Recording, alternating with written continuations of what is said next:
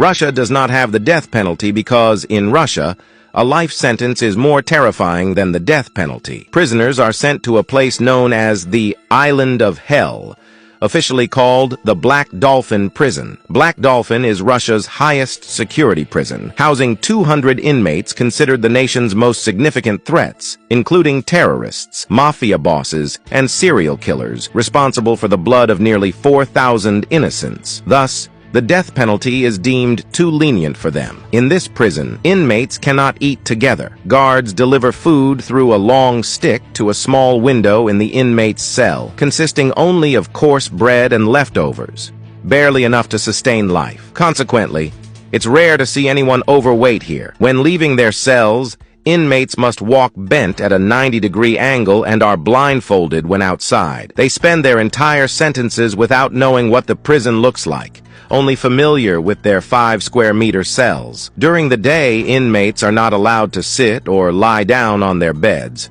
only stand. Lights must stay on at night, and covering the light in any way, including with clothes or arms, even covering the head, is prohibited. They must also remain active before sleeping.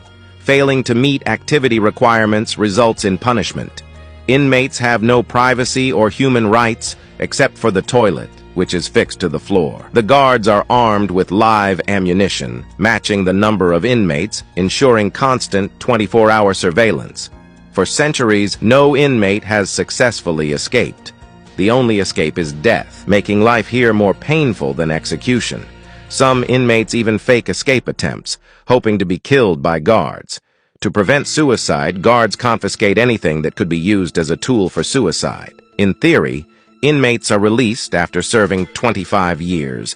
But no one has ever left Black Dolphin alive, making the loneliness and despair unbearable for many, who would rather die than continue living in such conditions. What do you think about this Russian prison?